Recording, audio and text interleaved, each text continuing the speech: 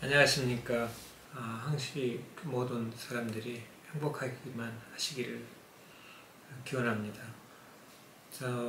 오늘은 제가 준비하는 것은 콧구멍이 보이는데 이제 들린 코죠. 이렇게 들린 코인데 이 코끝을 내려도 비공이 짧아서 이게 비공 내리기라고 하는데, 이 비공 부위에 덮개 살이 짧아서 성장이 안 돼서 이걸 교정하는 수술법에 대해서 말씀드리겠습니다. 저기 비공, 이제 우리 흔히 이걸 비공 내리기라고 해요. 말을 이제 사실 의학적으로는 여기가 코끝이고 그 다음에 콧대 이렇게 가죠. 그 다음에 콧기둥 비주라고 그러는데요. 이제 한자로는. 그리고 여기가 좀 어려운 말이에요. 이쪽 부위가. 그래서 콧구멍을 덮고 있는 덮개살, 콧구멍 위쪽에서 콧구멍 속에서 보는 천장이죠. 그런데 여기 점막도 같이 있어요. 안쪽 살과 점막, 코털에 나는 피부하고 안쪽에서 점막. 그래서 좀 말씀을 여기에 정확하게 말하기는 쉽지 않아요. 여하튼 콧날개 이쪽 코끝 부위, 그 다음에 여기 콧날개 상부에 45도 정도에 약 이렇게 차지하고 있는 콧날개 연골, 그 다음에 콧날개 채, 로비라고 하는데요. 그 다음에 콧날개를 이루고 있는 이렇게 콧날개 경계 부위, 가장자리 이렇게 되겠죠, 구성이. 그래서 이제 그 다음에 콧구멍, 문턱, 경계 부위, 비주, 이렇게. 콧구멍은 세 가지, 의학적으로 세 가지의 텀을 가지고 있는 구조물 사이에 이제 둘러싸여 있다고 보시면 됩니다. 그런데 그 중에서 가장 문제되는 것은 이 세 가지 구조물 중에 덮개 있는 위쪽 상층 부위, 천장 부위를 이루고 있는 콧날개체 경계 부위의 살인데, 여기가 성장이 안 되는 거예요. 이렇게 성장이 안 돼서. 그래서 덜 성장된 것을 어쩔 수 없이 다른 방법을 사용해서 조금 이렇게 연장시켜 주는 거죠. 콧날개, 콧구멍이 보이는 거 옆에서 이렇게 보이는 것을 좀 내려준다 그래서 연장술 덮개를 이제 가려주는 거니까 비공 내리기. 그래서 우리가 비공 내리기란 말은 비공을 내린다, 콧구멍을 내리는 게 아니고 비공 덮개를 내린다 이건데, 그래서 비공 내리기라고 줄였습니다. 비공 내리기 방법은 여러 가지가 있어요. 그래서 비공 내리기 방법에 대해서 오늘은 말씀드리고, 또 거기에 따른 효과에 대해서 또 부작용에 대해서 간략하게 조금 설명하고, 여러 비공 내리기도 방법이 다양하니까 또 자세히 말씀드리려면은 회차가 조금 증가돼야지, 여러 회를 찍어야만이 비공 내리기도 다 할 수 있답니다. 실제로는요. 그래서 비공 내리기에 이번에는 설명할 것은, 부족한 것은 다음에 또 설명하고요. 오늘 준비한 것만 말씀드릴게요. 비공 내리는 여러 수술 과정에 대해서 좀 간략하게 말씀드릴게요. 콧구멍에 이제 코끝을 내리는 건데요. 이쪽에 살이 덮여 있는 위쪽 이 살을 아래쪽으로 끄집어 내리는 거죠.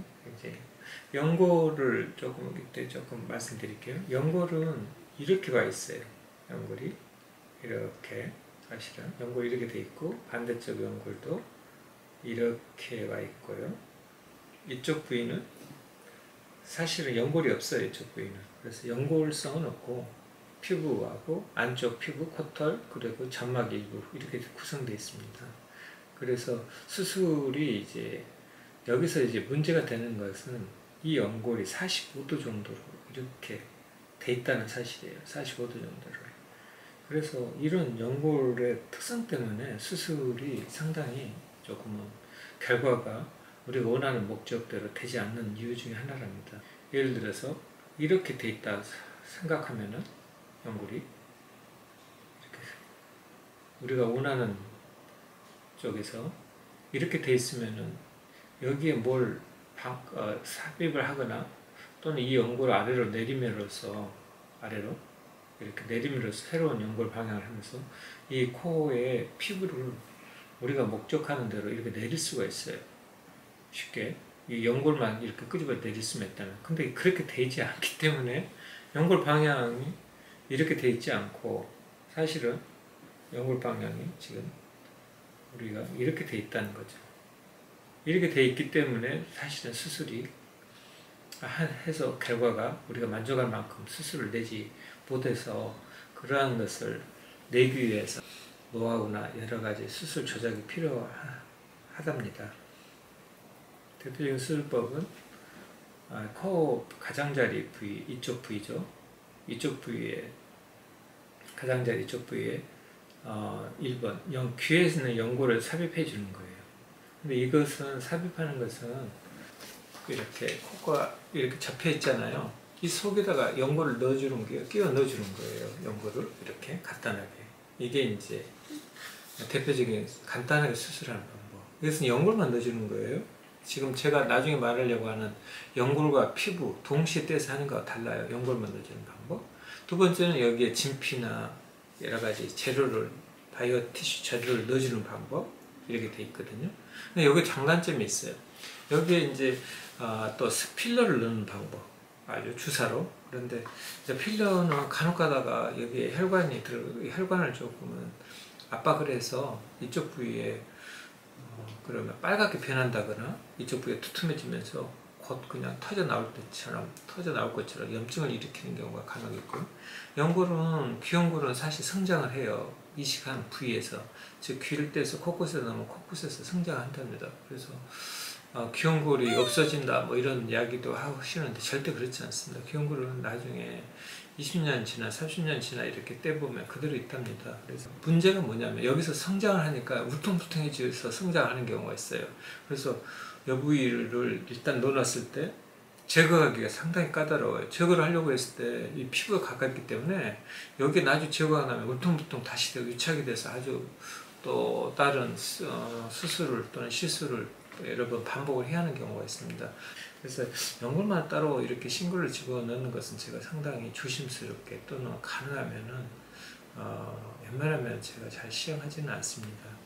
그리고 이제 진피 넣는 거 이건 이제 큰 문제가 없고 구축도 일어나지 않고 성장하지 않으니까 진피 넣는 것은 아주 조금 간단하게 살짝 들어가는 경우 특히 이 부위 이쪽 부위만 살짝 들어가는 부분이 있어요.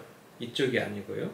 그래서 이런 경우는 진피가 좋아요. 아주 효과적이거든요. 그래서 이럴 때는 진피를 이제 적극적으로 추천해서 간단히 하자고 하는 거고요.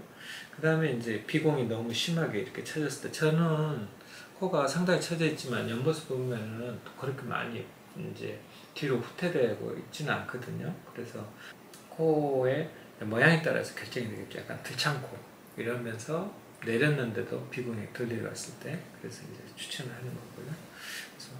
그래서 비공 내리기가 이제 나중에 수술 여러 가지 이야기하겠지만 부작용을 먼저 이야기한다면 콧구멍 속에 연골이 조금 두께가 있어서 내려와요. 그러면 코딱지처럼 보이거든요. 근데 그거에 제일 많은 문제를 일으키는 이유는 연골을 너무 피부를 가까이 뗀 거예요. 피부를 절개를 너무 가까이에서 이 경계 부위를 올리겠다 그래서 거기가 올라가야지 된다고요. 실제로는 안쪽에서 멀리서 하셔도 여기가 전체가 올라간답니다. 그래서 지금 제가 말하는 거 말씀드리는 거죠.